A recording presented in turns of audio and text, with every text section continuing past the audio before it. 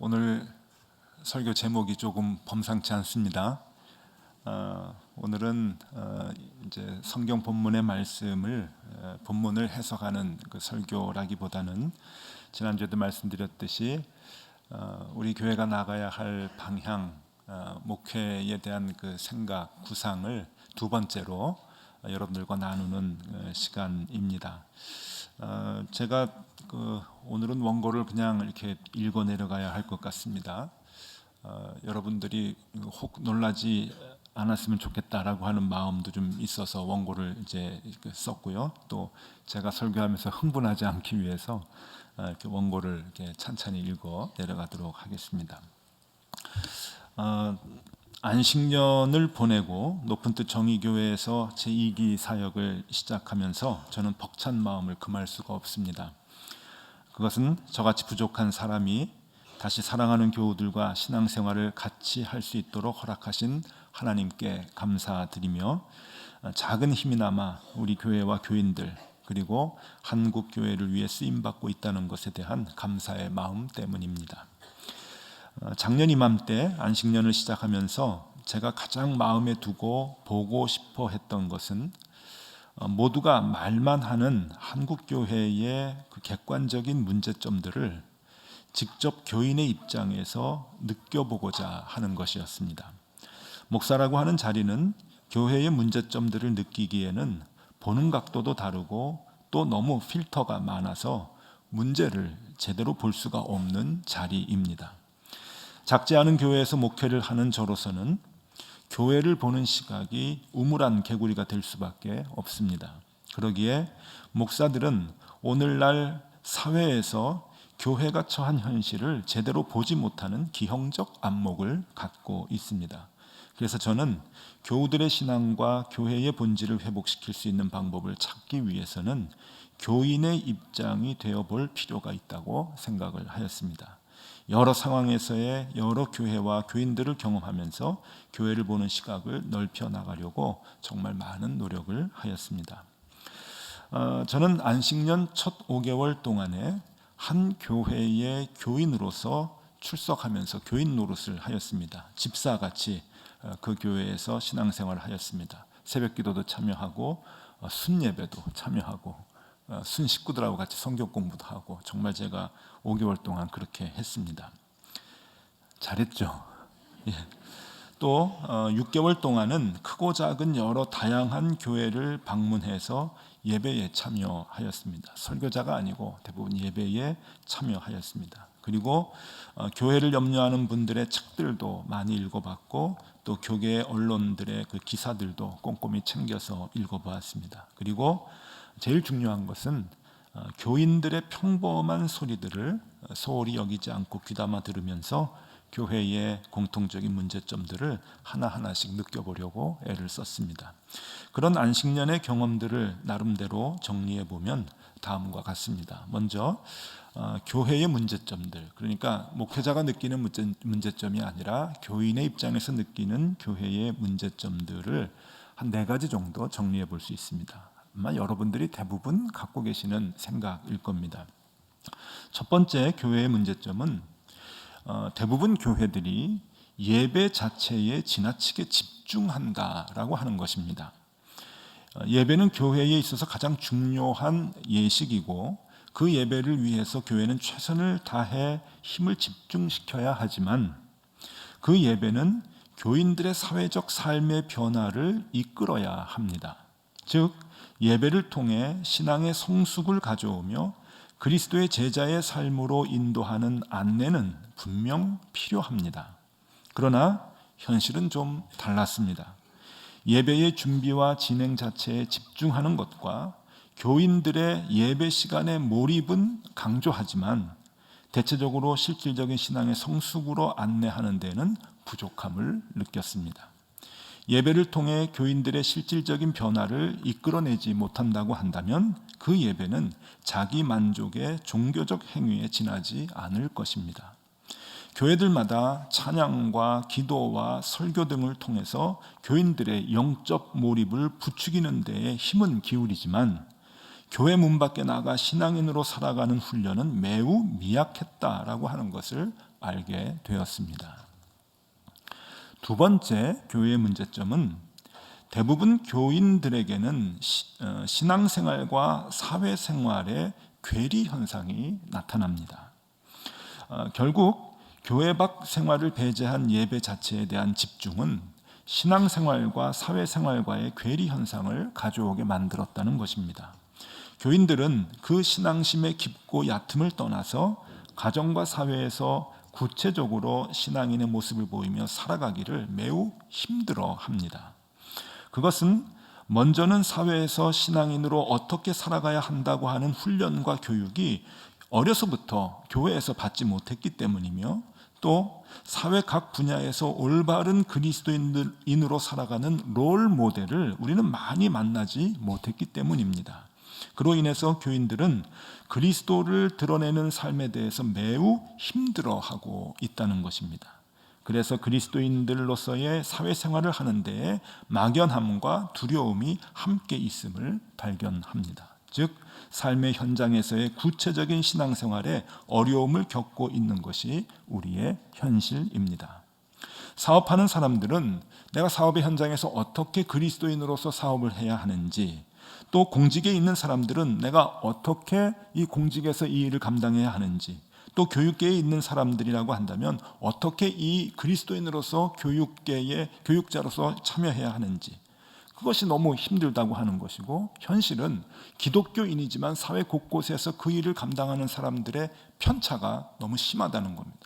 똑같이 하나님의 사람으로 그 일을 한다고 하지만 이런 사람 저런 사람 그 폭이 너무 넓어서 우리는 그 롤 모델을 누구로 삼아야 하는지, 어떻게 삼아야 하는지 알지도 못하고, 또 내가 어떻게 신앙생활을 해야 되는지 어려움을 겪고 있다라고 하는 겁니다. 바로 여러분들의 고민입니다. 세 번째, 교회들은 대부분 돈에 대한 의존도가 너무 높다는 것입니다. 오늘날 교회에 있어서 돈은 교회 운영에 매우 중요한 존재로 생각합니다. 그러나 그 생각을 뛰어넘어서 절대적이라고 생각하기까지 합니다. 그것은 선교와 구제를 하는 일에 있어서도 마찬가지입니다. 그리고 큰 교회나 작은 교회나 할 것 없이 돈에 대한 생각은 대부분 같은 것을 발견합니다. 많은 예산은 큰 일을 감당할 수 있다고 생각을 하고, 작은 예산으로는 아무것도 할 수 없다고 생각을 합니다. 그래서 교회들은 선교와 구제의 이름으로 예산을 더 확보하려고 하고, 그러기에 교인들에게 더 많은 헌금을 강조합니다. 많은 예산의 확보가 곧 더 많은 선교와 구제의 열매로 이어진다고 생각하는 것입니다. 선교는 사회 곳곳에서 나타나는 그리스도인들의 생활의 모습에서 더 효과적으로 이루어짐에도 불구하고 우리는 오래도록 그것을 잊고 신앙생활을 해왔던 것 같습니다. 은과 금은 나에게 없어도 나사렛 예수 그리스도의 이름으로 선교적 능력을 발휘했던 옛 초대교회의 이야기들은 목회자들 사이에서도 교인들 사이에서도 이제는 철없는 사람들의 무식한 소리로 여겨지고 있다는 것이 현실입니다. 꼭 예배당 건축을 위해서만 돈이 필요한 것이 아니라 선교와 구제와 봉사를 위해서도 돈이 기반이 되어야 한다는 것이 오늘날 교회의 생각입니다. 그것이 오늘날 교회의 정서입니다. 그것이 세 번째 문제이고요. 네 번째 교인들이 느끼는 문제는 일반 교인들의 봉사에 대한 참여, 선교에 대한 참여가 원천적으로 차단이 되고 있다고 하는 것입니다. 아마 공감하실 것입니다. 교회는 대부분 선교와 사회적 봉사, 구제 등을 교회 차원에서 하려고 합니다. 이런 생각은 교회가 클수록 더욱 심화됩니다. 교인의 참여라고 하는 것은 헌금을 하는 것이라고 가르칩니다. 그리고 헌금 생활을 훈련시킵니다. 그런 가르침들이 오랜 세월 지속이 되면서 교인은 그저 헌금을 내는 존재가 되었으며, 구제와 봉사와 선교는 교회가 결정하고 실행하는 것이 옳다고 생각하게 만들었습니다. 교회도 교인 개개인의 생각과 봉사의 역량보다는 교회가 그런 일들을 감당하는 것이 더 효과적이고 능률적이라고 생각하고 있습니다. 그래서 모든 선교와 구제의 일을 교회가 하려고 합니다. 이것이 대부분의 교회의 선교와 구제와 봉사의 모습들입니다. 너무 오래도록 이런 훈련을 우리가 받아왔기 때문에 우리는 모든 일은 당연히 교회와 목사님들, 장로님들, 그리고 아주 소수의 교인들만이 주체적으로 하는 것으로 여기고 있습니다. 이런 것들이 교인들이 느끼는 네 가지의 그 문제점들이라고 보는 것이죠. 아주 피부로 많이 느끼고 제가 교인의 입장에서 많은 교회에서 공통적으로 느꼈던 것입니다. 그런데 이런 교회의 부정적인 모습들 가운데서도 제가 소망을 갖게 된 것은, 정말 소망을 많이 갖게 되는데 좋은 교인들이 많이 있었기 때문입니다. 제가 만나고 대화하고 느낀 많은 교인들의 모습은 조금 달랐습니다. 대부분의 교인들이 바른 생각을 하고 있다고 여겨지는데, 교회는 이런 그 부정적인 모습으로 신앙을 지도하고 교인을 이끌어가고 있는 반면에 교인들의 바람은 현재 교회의 리더십과는 많은 차이가 있다고 하는 것을 발견하였습니다. 대부분의 교인들의 바람은 다음과 같은 것들이었습니다. 이것도 좀 이렇게 정리를 해봤는데 한 3가지 정도 말씀드리도록 하겠습니다. 교인들이 교회에 바라는 것, 첫 번째는 말씀으로 훈련을 받고 실천하고 싶어하는 신앙적 욕구가 매우 높았다라고 하는 것입니다. 교인들의 바람은 교회에서 하나님을 만나는 것입니다. 예배를 통해 찬양과 설교를 통해 하나님을 만나고 싶어 합니다. 특별히 말씀에 대한 갈망은 매우 높다고 할 수가 있습니다. 교인들은 하나님의 말씀을 올바로 배우고 싶어 했고 그 배움은 올바른 신앙생활을 전제로 하기를 바라고 있었습니다. 즉 바른 신앙생활을 하기 위해 기꺼이 말씀을 배우고자 하는 마음이 교인들에게는 있다고 하는 것입니다. 교회를 돕고 목회자나 사역자를 돕는 서포터의 역할로서의 수준이 아니라 그리스도의 제자가 되어서 주도적이고 주체적인 신앙인의 모습을 가지려고 한다는 것입니다. 그런데 그 방법을 잘 모른다는 것에 안타까워하고 있습니다. 그리고 교회가 그것을 확실하게 제시해 주지 못한다고 생각하고 있습니다. 교인들이 원하는 것 2번째입니다. 그것은 교회와 목회자가 먼저 바른 신앙으로 서기를 바라고 기대하고 있습니다. 이건 목사들만 모르는 것 같습니다. 교인들은 다 알고 있는데, 교회는 그동안 교인들에게 순종을 강요해 왔습니다.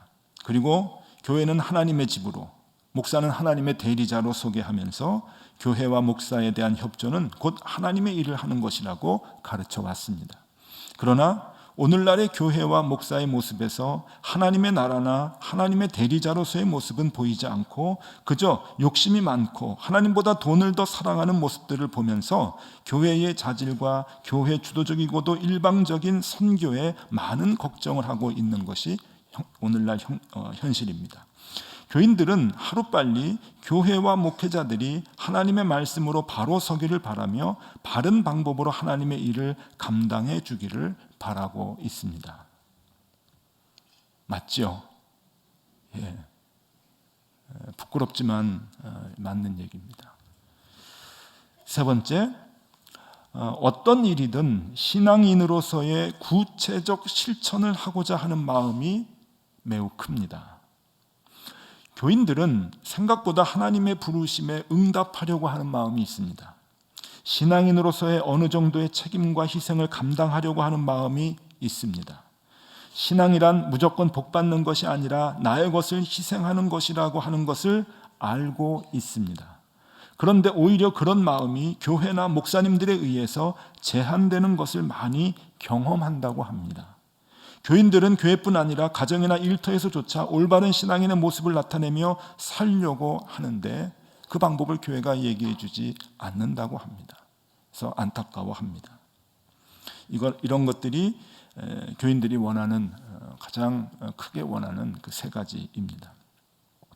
이런 상황을 직접 목도를 하면서 저는 교인들과 함께 하나님 나라를 확장해 나가는 것은 그렇게 어렵지 않겠다고 생각하였습니다. 소망이 있다고 생각을 했습니다. 문제는 교회와 제한된 사람만이 교회의 일을 하려고 한다고 하는 것이 오히려 하나님의 능력을 제한하는 일이다라고 하는 것으로 생각하였습니다.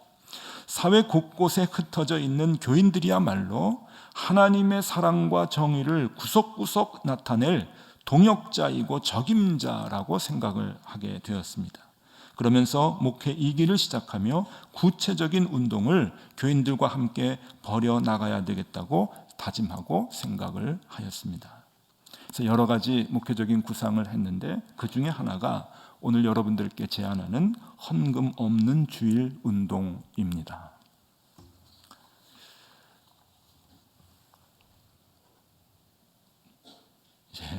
헌금 없는 주일입니다. 이 운동은 한 달에 한 번 헌금을 하지 않는다라고 하는 개념이 아니라 한 달에 한 번 헌금을 교회에 내지 않는다라고 하는 개념입니다. 헌금을 교회에 내지 않고 직접 교인들이, 여러분들이 선교와 구제에 사용하는 운동입니다. 헌금의 집행을 교인들 스스로가 하는 훈련입니다. 즉 교인들 스스로가 훌륭한 선교와 구제를 하는 작은 교회가 되라고 하는 것입니다. 이 운동을 구상하게 된 데에는 한 사건이 크게 저에게 영향을 주었습니다. 이 이야기를 이제 소개를 받고 글을 읽으면서 제 마음이 주체할 수 없이 이렇게 뛰는 것을 느끼게 되었는데 지금부터 그 이야기를 소개해 드리고자 합니다. 미국 캘리포니아에 있는 코스트힐 커뮤니티 처치라고 하는 교회가 있습니다. 한 2,000명이 넘는 미국에서는 꽤 대형 교회인데 이 교회에서 실제로 있었던 일입니다. 이 교회에서 2000년, 지금부터 꽤 오래전이죠. 2000년 11월 어느 주일에 일명 하늘나라 프로젝트라고 하는 행사를 벌였습니다. 데니 벨렛이라고 하는 담임 목사가 그 교회에 다음과 같은 광고를 올렸습니다. 100명의 지원자를 구합니다. 여기 1만 달러 중에 이곳 100명의 지원자 여러분에게 각각 100달러씩 나누어 줄 테니 다음 3가지 조건만은 지키면서 마음대로 쓸 수 있기를 바랍니다. 첫 번째 조건, 이 돈은 내 돈이 아니라 주님의 돈, 하나님의 돈이라는 사실을 명심할 것. 두 번째 조건, 이 돈이 어디에 쓰이는지 관계는 없지만 하나님 나라를 확장시키는 일에만 사용할 것. 세 번째 조건, 이 돈을 쓴 날부터 90일이 되는 날 결과를 전 교인들에게 보고할 것. 이 3가지 광고를 내고서 3가지 조건의 광고를 내고 100달러씩 받아갈 지원자들을 교회에서 찾았습니다. 지원자는 쉽게 그 100명이 모였고 10,000달러를 100가정 100사람에게 100달러씩 주었던 것입니다. 주일 예배를 통해 1만 달러는 모두 교인들의 손에 넘겨졌습니다. 그러나 그 돈을 받아간 사람들은 모두 그때부터 고민에 빠졌다고 합니다. 그 돈은 자기 돈이 아니고 하나님의 돈이라고 생각하니 쉽게 쓸 수가 없었던 것입니다. 이 100달러는 지금까지 자신들이 만져본 돈 가운데 가장 쓰기 곤란한 돈이었던 것입니다. 90일이 지나고 미국의 NBC 방송은 이 장면을 데이트라인이라고 하는 그 밤에 있는 그 프로그램으로 미국 전국에 방송하기 위해서 녹화를 시작을 했습니다. 그러니까 90일이 지나서 교인들 앞에 발표하는 그 날을 방송국이 와가지고 녹화를 한 것 같습니다. 2,000명이 넘는 교인들이 모여서 그 발표에 귀를 기울였습니다. 그런데 그 결과는 아주 놀라웠습니다. 지원자들이 간증하는 동안 교회는 눈물바다를 이루었고 감동의 물결이 넘쳐났습니다. 그 100달러들은 여러 곳에서 기적을 만들어냈기 때문입니다.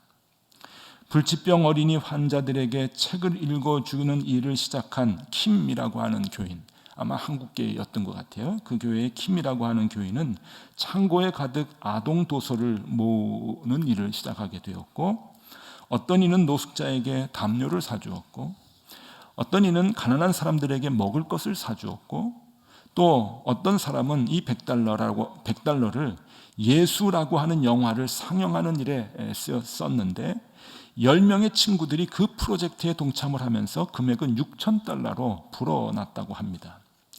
또 어떤 사람은 아기를 유산하거나 어린 아기를 잃은 가정에 꽃을 보내는 데 사용을 했고, 어떤 사람은 이 100달러를 미혼모의 보조금으로, 또 혹은 교도소 사역을 위한 헌금으로, 또 어떤 사람은 멕시코의 무주택자를 위한 주택기금으로, 또 어떤 사람은 중국의 신학생을 위한 장학금으로 썼다고 합니다. 어떤 사람의 100달러는 90일 만에 13,000달러가 되어서 돌아오기도 했답니다. 결국 1만 달러는 미국 전역과 전 세계의 25만 명이 넘는 사람들에게 직간접적인 영향을 미쳤고, 90일이 지난 후에는 15만 달러가 넘는 돈으로 불어났다고 합니다. 이 프로젝트에 참가한 교인들이 공통적으로 느낀 것이 있는데, 그것은 첫째, 처음에는 교회에서 받은 100달러가 다만 하나님의 돈인 줄 알았는데 차츰 자신들의 재산과 자신들의 재능과 자신들의 시간까지도 전부가 하나님의 것임을 알게 되었다라고 하는 것이고, 그렇기 때문에 자신들은 하나님의 청직이었다라고 하는 고백이 나왔다고 합니다. 두 번째, 이 프로젝트를 통해서 그동안 교회는 폐쇄된 공동체, 교인들만의 거룩한 집회 장소라고 인식되었었는데 그런 부정적인 시각에서 벗어날 수 있게 되었다라고 고백합니다. 그리고 마지막으로 무엇보다 참가자 스스로가 많은 것을 깨닫고 영적 성숙의 계기가 되었다라고 고백을 하였답니다. 그래서 이 교인들은 자신들이 깨달은 것을 6가지 비밀이라고 하는 이름을 붙여서 소개했답니다. 6가지 비밀. 첫 번째 비밀, 주는 것보다 받는 것이 더 많았다. 두 번째 비밀, 하나님이 우리 기도에 응답하셨다. 세 번째 비밀, 모든 것이 다 하나님의 것임을 발견했다. 네 번째 비밀, 적은 돈으로도 큰 일을 할 수 있다는 것을 깨달았다. 다섯째 비밀, 섬길 기회는 우리 주변에 언제나 항상 널려 있다. 여섯째 비밀, 우리 인생에서 참으로 중요한 것이 무엇인지를 배우게 되었다. 이 참신한 프로젝트는 상상할 수 없는 신선한 충격을 주었습니다. 그 하나님의 돈을 쓰는 훈련을 통해서 그 돈뿐만 아니라 우리의 전 재산, 모든 재능, 모든 시간, 우리가 가진 모든 것 모두 하나님의 것임을 깨닫고 우리는 단지 주님의 청직일 뿐이라고 하는 것을 온 교인이 알게 되었다고 합니다. 저는 이 코스트힐 커뮤니티 처치의 하늘나라 프로젝트 이 행사를 그를 통해서 접하면서 마음이 뜨거워졌습니다. 그리고 한편으로는 아쉬운 마음이 들었습니다. 그것은 이런 좋은 프로그램이 일회적인 행사가 아닌 지속적인 훈련이 되면 좋겠다라고 하는 생각이 들었기 때문입니다. 또 방송국에 알리지 않고 조용히 했으면 더 좋았었겠다라고 하는 마음이 들었습니다. 그리고 또 하나 중요한 것은 아이들에게도 이런 훈련을 지속적으로 시킨다면 20, 30년 뒤에 우리는 참으로 좋은 그리스도인들을 사회 곳곳으로 배출해낼 수 있는데 아이들이 함께 참여하지 못한 것이 아쉬웠습니다. 그래서 저는 2기 목회가 시작되면서 교인들이 헌금을 교회에 내지 않고 직접 선교와 구제에 동참하는 헌금을 시작하려고 마음을 먹었는데 제가 생각했던 그 아쉬웠던 점들을 보완해서 모든 교인들이 참여하는 신앙의 실천 운동으로 지속적인 운동으로 앞으로 해나가고자 마음을 먹게 되었던 것입니다. 우리가 이제 시작하려고 하는 이 헌금의 이름은 바로 정의 헌금입니다. 오늘 여러분들 주보 사이에 봉투를 끼워드렸습니다. 우리 교회의 이름과 발음은 같지만 발을 정자를 쓰지 않고 우물 정자를 써서 하나님의 사랑과 정의가 솟아나는 우물이라고 하는 뜻으로 이름을 지었습니다. 우물은 여러분이 더 잘 아시겠지만 많은 사람의 갈증을 해소시켜주는 생수의 근원지입니다. 우물의 물이 사람의 갈증을 풀어주듯이 하나님의 사랑과 정의가 이 우물에서 흘러나와 세상의 많은 사람들의 갈증을 풀어줄 수 있으면 좋겠다라고 하는 의미로 붙여진 이름입니다. 우리 지난 연말 교육자들 회의 때 많은 고민을 하면서 이름을 이제 붙였는데 정말 정의헌금이라는 이름을 붙여놓고는 얼마나 좋아서 저희들이 막 날뛰었는지 모릅니다.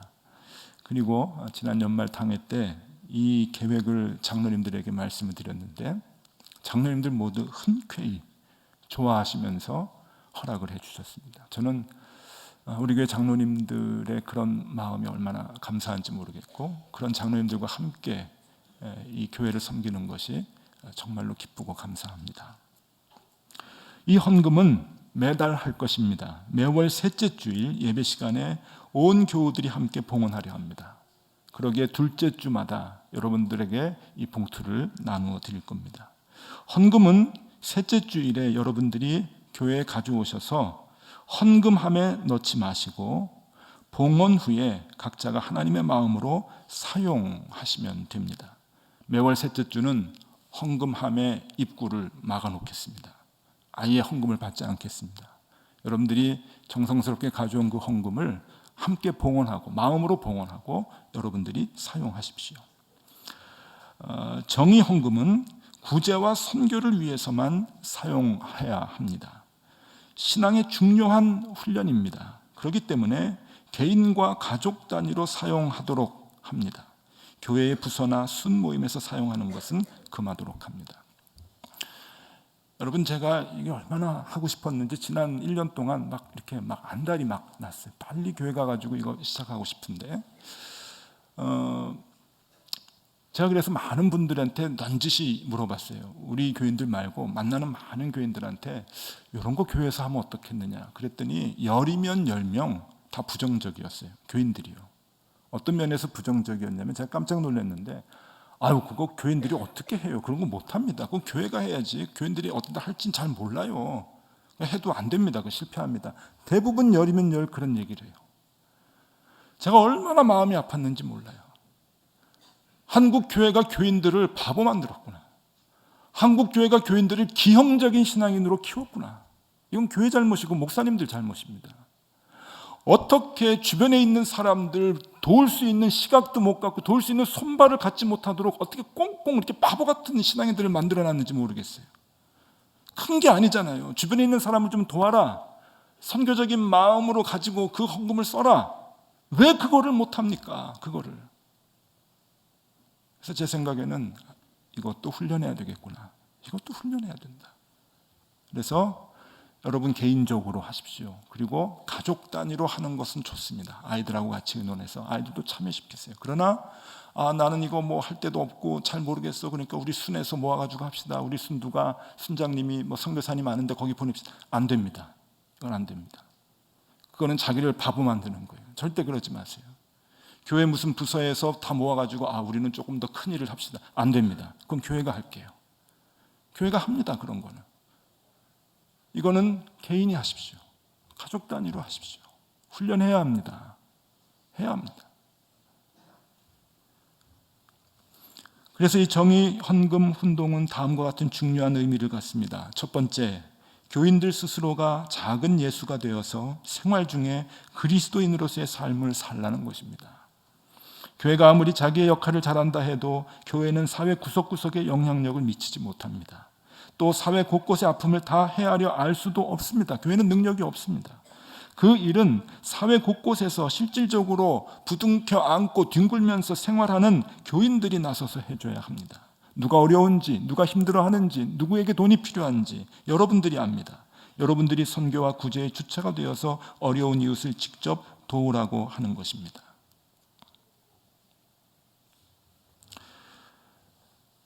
제가 엉뚱한 계산을 좀 해봤어요. 대개 목회자들은 이제 제가 봐도 현상이 좀 비슷한데 대개 한 교회에서 열정적으로 봉사하는 분들은 그 교회 출석 수의 5%라고 합니다. 그러니까 우리 교회가 이제 3,000명 교회 예배 출석을 한다 하면은 우리 교회에서 열정적으로 봉사하시는 분들은 5%라고 하는 거예요. 그러면 3,000명의 5%는 150명 정도 되겠죠. 그러니까 가만히 생각해보면 그게 맞아요. 1,000명 교회면은 대개 한 이렇게 10명, 20명 이렇게 그 내외가 이제 그 봉사하고 이제 아니죠. 10명, 20명이 아니죠. 한 50명 이제 내외가 이제 봉사를 하고 이것저것 뭐 여러 가지 하면서 열정적으로 하면서 이제 그래요. 우리 교회도 대개 그 퍼센테이지 맞습니다. 제가 이제 엉뚱한 생각을 해봤어요. 3,000명이 이 일을 한다고 한다면, 3,000명이 빠짐없이 이 운동에 참여해서 이 일을 한다고 한다면, 여러분 우리 교회는 6만 명의 활동력 있는 봉사자의 역할을 감당하는 교회하고 맞먹는 거예요. 좀 엉뚱한 계산인가요? 아니 좀 그럴 것 같아요. 6만 명 교회의 영향력과 우리 3,000명 교회 영향력이 같을 수 있다, 난 생각을 합니다. 두 번째, 이 운동의 중요한 의미는 교회의 모든 것을 맡기지 말라는 겁니다. 여러분 교회 믿지 마세요. 교회에다 자꾸 돈 갖다 주니까 이상한 짓들 하잖아요. 돈을 우습게 보잖아요. 자기 마음대로 쓰잖아요. 엉뚱한 짓 하잖아요. 선교 안 하고. 교회 돈 때문에 그러거든요. 돈이 많아서 그래요. 여러분 이제 그 생각 바꿔야 됩니다. 교회는 모든 것을 할 수 있다라고 하는 그 생각을 바꾸셔야 됩니다. 교회는 모든 것을 할 수 있는 능력이 없습니다. 교회와 목사가 모든 일을 하는 시대는 지났습니다. 이제는 교인들이 왕 같은 제사장으로 세워져서 교인들 스스로가 그리스도의 제자의 모습을 사회 곳곳에서 구체적으로 보여줘야 합니다. 우리는 이미 그 표를 가지고 시작을 했는데 여기에 대한 제시가 좀 부족했던 것이 사실입니다. 이제 실질적으로 하려고 합니다. 그리스도인의 그런 역량을 여러분들이 가지셔야 합니다. 세 번째, 이 운동의 의미는 교회가 돈으로 운영되는 곳이 아님을 보여주는 운동입니다. 한 달에 한 번 우리가 교회에 헌금을 내지 않으면 교회의 헌금 수입은 분명 줄 것입니다. 저는 그것을 각오하고 이 운동을 하려고 합니다. 왜냐하면 헌금보다 더 중요한 것이 있기 때문입니다. 그리고 교회는 헌금으로 운영되는 것이 아니기 때문입니다. 우리 교인들의 성숙하고도 능동적인 신앙의 훈련, 그리고 그 성숙한 그리스도인의 모습 보여주는 것, 그것이 더 중요하기 때문입니다. 여러분들 중에서도 이 운동을 걱정하시는 분들이 계실 것입니다. 2016년은 경기가 작년보다 더 좋지 않아서 그러지 않아도 헌금이 줄 텐데 무모한 계획이 아니냐고 생각할 수 있습니다. 교회의 운영에, 예산 운영에 깊숙이 관계하시는 분들은 더 그런 생각을 하실 수 있습니다. 그러나 제 생각은 다릅니다. 경기가 안 좋으면 오히려 우리 주위에 어려운 이웃들은 더 많아질 것이고 그런 도움의 손길을 기다리는 이웃들은 훨씬 더 많아질 것입니다. 그렇다면 더더욱 교회는 교회에 헌금이 줄더라도 어려운 사람들을 돕고 구제하고 선교하는 일에 힘써야 합니다. 힘써야 합니다. 헌금이 줄면, 오늘 공동의회 하는데 작년 예산과 올해 예산 비교해보면 늘리질 않았습니다. 늘지 않을 것을 예상하고 이런 헌금하면 이제 늘지 않죠. 밖으로 나가야 되는 게 많으니까. 근데 똑같이 했지만 올해 결산해보면 더 줄어들 수도 있을 것이라 생각합니다. 아마 줄어들 것 같아요. 헌금이 줄면 교회를 좀 덜 하면 됩니다. 그렇죠? 교회를 덜 하면 돼요. 들어오는 것만큼만 하면 돼요. 헌금이 더 줄면, 여러분이 이 정의연금을 열심히 해서 헌금이 더 줄면, 교회에다 내는 헌금이 더 줄면 목사 월급 좀 더 깎으면 돼요. 그리고 더 줄면 목사 수 줄이면 되고요. 그럼 진짜 뭐 문제 없습니다. 걱정할 거 없어요. 교우 여러분, 한 달에 한 번 헌금을 교회에 내지 않고 여러분들이 직접 사용하는 이 정의 헌금 운동에 애정을 갖고 믿음을 갖고 참여해 주시기를 부탁드립니다. 가족들과 능동적으로 참여해 주시기를 바랍니다. 아이들까지 소외되지 않고 참여할 수 있도록 해 주시기를 바랍니다. 주위를 둘러보는 일을 생활화하고 어려운 사람들에게 따뜻한 마음을 전하는 용기를 키우면 좋겠습니다. 그리고 그런 생활을 주님 오시는 날까지 계속해 나가십시다. 만일 이 정의 헌금 운동이 우리 높은 뜻 교회 교인들의 생활 속에 정착이 된다고 한다면 그것은 그만큼 우리 사회가 밝아지고 교회가 인정을 받고 하나님 나라가 확장되는 일이 될 것입니다. 이 귀한 하나님의 잔치에 여러분들의 모든 참여를 부탁드립니다. 이걸 하려면 또 목사가 먼저 해봐야 되잖아요. 그래서 작년 안식년 동안에 제가 또 부지런히 한 달에 한 번씩 했습니다. 여러분, 작년에 언론에서 제일 많이 오르락내리락 했던 단어 중에 하나는 경비원입니다. 그죠? 경비원하고 아파트 주민하고 왜 이렇게 문제가 많은지. 참 사회가 너무 힘들어요. 우리 아파트를 봐도, 저도 아파트 생활하는데 우리 아파트를 봐도 별반 다르질 않아요. 참 힘들게 생활하시는 분, 또 경비원보다 더 힘들게 생활하시는 분은 청소하시는 아줌마들이에요. 그래서 제가 아주머니를 도와야 되겠다 생각을 하고 봉투에 넣어서 명절 때 이렇게 크리스마스 때 아주머니를 이렇게 드렸어요. 얼굴이 펴지시더라고요. 뭐 그것 때문에 어떻게 변화가 됐는지는 아직 잘 모르겠어요. 또 변화를 바라고 하는 것은 아닙니다. 그냥 돕는 거예요. 참 힘들게 어렵게 늘 이렇게 마음이 무거워서 일을 하시던 그 아주머니의 표정이 조금씩 밝아지는 거 보면 그게 보람 아닐까. 여러분, 할 데가 없다, 그렇게 생각하지 마십시오. 정 할 데 없으면 열매 나눔 인터내셔널 재단으로 주세요. 재단 보내세요. 그것도 좋은 일입니다. 할 데가 많아요. 널려 있어요. 우리의 관심이 없을 뿐이지, 볼 수 있는 능력이 없을 뿐이지. 지켜보십시오. 그리고 헌금을 할 때, 사용할 때 이 봉투채로 하지는 마세요. 이건 뭐 교회 자랑하는 것도 아니고, 정말 진짜 현찰을 좀 드려야 될 일이 있으면 다른 봉투, 그냥 깨끗한 봉투를 사용을 하시고, 뭐 보낼 때 있으면 뭐 온라인으로 보내시면 되고, 이 봉투는 이게 직접 이렇게 여러분들이 준비하라고 드리는 봉투니까 내세울 필요는 없습니다. 가련하고 가난한 자들이 물을 구하고 있는 시대입니다. 우리가 헐벗은 산에 강을 내고 골짜기 가운데 샘이 나게 하고 광야가 못이 되게 하고 마른 땅이 샘 근원이 되게 할 수 있습니다. 그 일은 하나님의 몫이지만 우리 안에 하나님의 말씀이 담겨져 있기 때문입니다. 하나님께서 우리를 통하여 이 일을 감당해 주실 것입니다. 정말 놀라운 일이 벌어질 것을 기대하며 이 운동에 같이 참여하실 수 있기를 바랍니다. 기도하겠습니다. 하나님, 가련하고 가난한 자가 물을 구합니다. 물이 없어서 갈증으로 그들의 혀가 마를 때 하나님, 우리를 사용하여 주시옵소서. 우리가 주님의 필요에 응답하게 하여 주옵소서. 우리가 이 정의 헌금을 하려는 이유는 많은 사람들이 하나님을 보며 하나님을 알게 하려는 것입니다. 우리에게 지혜와 용기를 주시옵소서. 예수 그리스도 이름으로 기도드리옵나이다. 아멘.